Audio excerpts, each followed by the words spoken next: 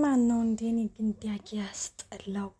በቃ የሆነ ሁሌ ያስተሳሰቡ ሴት ነገር በቃ እንጃ እንዴ አልገባኝም። ቆይና እነሱ ለብሌን ገና ለገና ቀለበት አደረገላትና የብሌን መራዥ ማለት ሳሚ ነው ብሎ እንደዚህ መደብለ ማለት ሲቀጥል ደግሞ እኔ ሰላም ነች በጣም የምትገርመኝና የምታስደንቀኝ ነገር ቆይናና አልገባኝም። እንዴት ነው የሆነ ነገር በቃ የተነገራትን ሁሉ አሚር ብላ የምትቀበለው?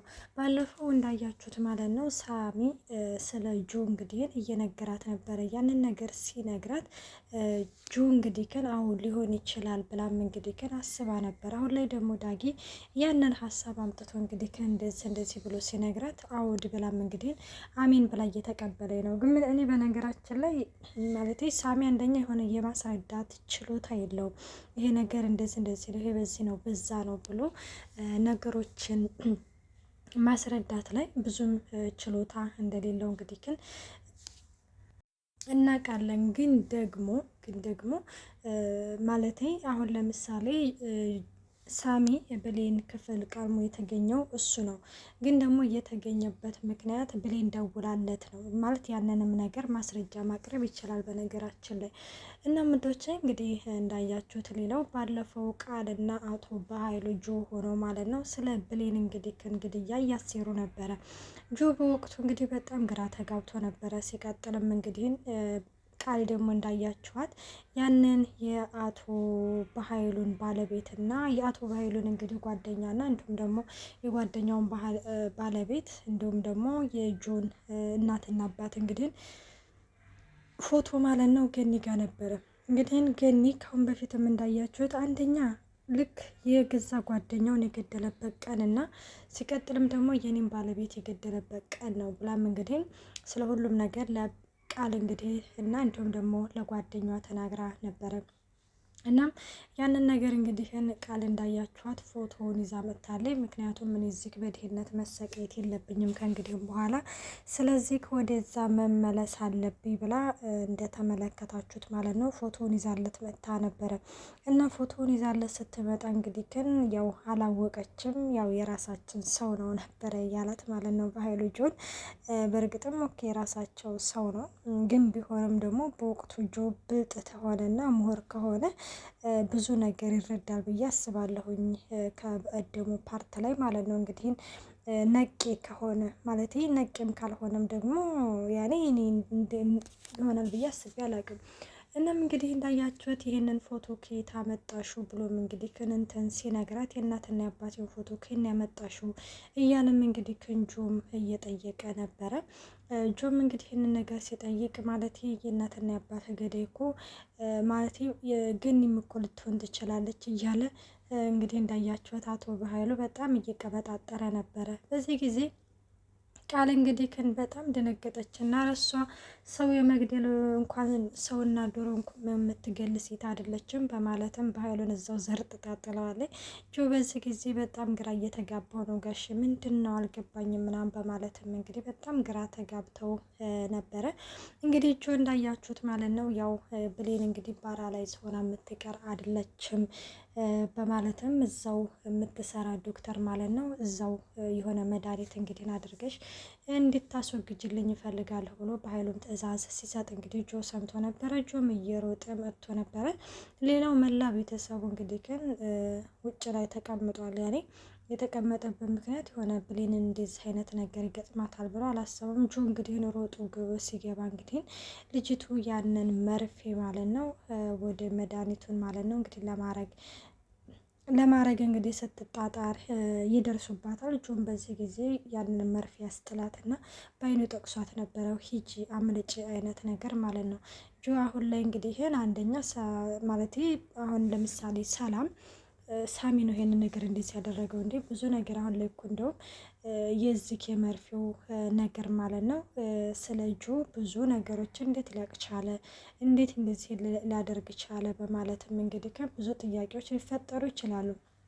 እና ብሌን እች ሰላምዬ ሳሚን በፍጹም መጠርጠር የለባትም። እንዲሁም ከሳሚ ጎን ሆና ሳሚን ማገዝ አለባት ብዬ ነው እንጂ የማስበው በፍጹም ሳሚን ማራቅ የለባቸውም ብዬ ነው። ዳጊ ደግሞ ስነ ስርዓትን ያዝ። አሁን ላይ ስለ ብሌን ጤንነት ነው እንጂ እንደዚህ ስለ ቀለበት እንደዚህ ነው እንደዛ ነው እያለ አሁንም ይሄንን የቅናት መንፈሱን የሚያራምድ ከሆነ በጣም ነው የሚደብረው። ሰላም ጤና ይስጥልኝ ውድና የተከበራችሁ የቻናሌ ቤተሰብ እንዴት ናችሁ? ደህና ናችሁን? ያለው እግዚአብሔር ይመስገን። እንኳን በሰላም መጣችሁ ወደዚህ ቻናል። ለዚህ ቻናል አዲስ የሆናችሁ ሰብስክራይብ በማድረግ ቤተሰብ ሆኖ እንዲሁም ነባሪ ስለምታበረታቱኝ እጅግ አድርጌ አመሰግናለሁ።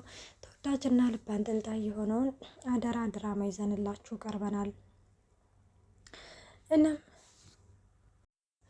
እናም ልጅቷን በወቅቱ እንግዲህ ክንጁ ተከትሏት ነበረ። አቶ በኃይሉና እንግዲህ ቃል እንዳያችሁ ደግሞ ዲሉ የኛ ነው እያሉ እንግዲህ ስለ ዲላቸው እየተነጋገሩ ነበረ። እንግዲህ በዛን ጊዜ ልጅቱ ትደውላለች። በቃ አንበሳይ አደረግሽው አይደለ አደረግሽው እያለም እንግዲህ ግን እኮ አንቺ እኮ የጸባይሽ ነው እንጂ እኮ ከአንቺ ጋር እኮ ብዙ ስራ እኮ መስራት እንችላለን እያለም እንግዲህ እየነገራት ነበረ።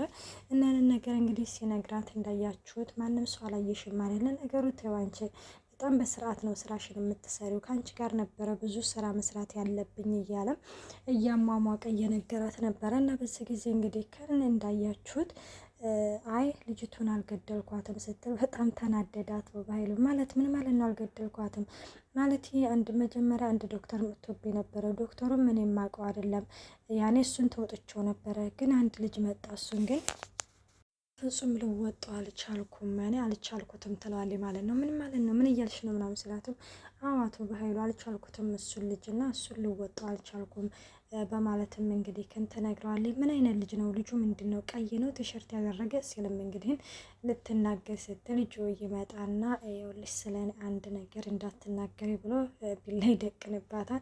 በዚህ ጊዜ ምን አይነት ነበረ ልጁን ያልከኝ ምናምን ስትለው ቀይ ቲሸርት ያደረገ ምናምን ስትልም አይ አይደለም ጥቁር ረጅም ነው በማለትም እንግዲህ ትናገራለች ማለት ነው። ጆ አይደለም ማለት ነው ማን ሊሆን ይችላል ማን ሊሆን ይችላል? ለማንኛውም አንቺ ራስሽን ደብቂ ማለት ከቻልሽ ምን ማድረግ እንዳለብሽ ታውቂያለሽ ምናምን ይላታል ማለት ነው። እንግዲህ በሚግባቡት ቋንቋ ይመስለኛል፣ እርግጠኛ ነኝ ጆን አጥምጆው ይመስለኛል እንግዲህ እና እንደዛ ምናምን ሲላትም እንግዲህ ከን አይ እሺ ምናምን አውቃለሁ ምናምን ትላለች። ከዛ አሁን ላይ ጆ እንዳያችሁት እኔ ህይወትሽን አድኛልሻለሁ፣ ስለዚህ አሁን ደግሞ አንቺ እኔን ታድኘኛለሽ ቆንጅዬ ሸበላው ማለቴ አንተ አድንኸኛል እንዴ አላቅም ነበረ እያለችም እንግዲህ እሷም እንዳያችሁት ሴትነቷን ተጠቅማ ጆን ለማማለል እና እንዲሁም ደግሞ ሀሳቡን ለማስቀየር እያደረገች ያለችውን ጥረት እንግዲህ ተመልክታችሁታል። እናም እንደዛ ስታደርግም እንግዲህ ግን ባክሽን ይኸውልሽ እንደዚህ አይነት ነገር እኔ እንድትይኝ አይደለም አሁን ንገሪ ማን ነው ማለት አንቺ ቆይ ማነሽ በማለትም እንግዲህ ግን እየጠየቃት ነበረ። ንገረኝ እሺ ሸበላው ማለት አንተም የበኃይሉ ሰው ነህ እንዴ? አንተም ቤተሰቦችን የተገደልክበት ልጅ ነህ እንዴ? እያለችም በዚህ ጊዜ ጆ በጣም ነበር የተደናገጠው። አልገባኝም ስለምንድን ነው እያወራሽ ያለሽው እያላት ነበረ። ማለትማ ያው ታውቃለህ ማለት በኃይሉ የልጅ ማለት የማደጎ ድርጅት ነበረው እና ልጅ ለማግኘት ሲል እንግዲህ ግን ቤተሰብ እንደሚገል እንትን ትላለች። ምክንያቱም እኔም ከልጅነት ጀምሮ ማደጎ ነው ያደግኩት እዛው በኃይሉ ማደጎ እናም ከጊዜ በኋላ ቤተሰቦችን እሱ እንደገደላቸው ነው የተረዳሁት እያለችም እንግዲህ ትናገራለች። ብዙ ቆሻሻ ነገሮችን እንግዲህ ግን እንደሚያሰራት እንግዲህ ትነግረዋለች። ጆ በወቅቱ እንግዲህ ስሜቱንም ተቆጣጥሮ ቢሆንም እንግዲህ አንዳንድ ነገሮችን እንድትነግረው አድርጓል። ግን መጨረሻ ላይ ደውልልኝና ወይን እየጠጣን ሮም ይዘን ነው የምነግረክ ትለዋለች። ከዛ ባክሽን አትጃጃይን እንደዚህ አይነት ነገር አልፈልግም ይላታል። አይ ትፈልጋለህ ለእኔ ብለክ ሳይሆን ለራስ ማወቅ የምትፈልገውን ነገር ማወቅ ያለብህን ነገር ማወቅ የምትፈልግ ከሆነ ደውልልኝ ብላም እንግዲህ ግን ቁጥሩን ጽፋለት ሄደችው። ደረት ላይ ቁጥሩን ጽፋለት ትሄዳለች ማለት ነው። እና ንገሪኝ እባክሽን ማለት አንቺ በኃይሉ ጓደኞቹ ማለት ከጓደኞቹ ማንን የገደለው እባክሽን ንገሪ ብሎ እንግዲህ ተማጽኖ ነበረ። ግን ልትነግረው አልቻለችም ማለት ነው። ለምንድን ነው ሮም ይዘን እናወራለን ያለችው ምክንያት በነገራችን የሆነ ነገር እንዳሰበች ማለት እርግጠኛ ነኝ። ማለት አንድ ሰው እንግዲህ ግን ልክ በድንገት ያገኛችሁትን ሰው ውይ ሸበላው ሩም ይዘን እናወራለን ወይን እየጠጣን ካለ ያ ነገር እንግዲህን የሆነ ችግር አለ ማለት ነው። የሆነ ወጥመድ ውስጥ ልታስገባው ወይም ደግሞ የሆነ ነገር ልታናዘዘው ሞክራለች። ግን ደግሞ እጆ እንዳያችሁ ታውቃላችሁ፣ በጣም ጠንቃቃ የሆነ ልጅ ነው። እንግዲህ በእንደዚህ መልኩ እንደማይሸወድ ተስፋ እናደርጋለን። ብሌንም ምንም ነገር ስላልሆነች ደስ ብሎናል። እና ወዶች አደራ ድራማ ይሄን ይመስል ነበር። በቀጣይ ፓርት እስከምንገናኝ መልካም ቆይታ። ባይ ባይ።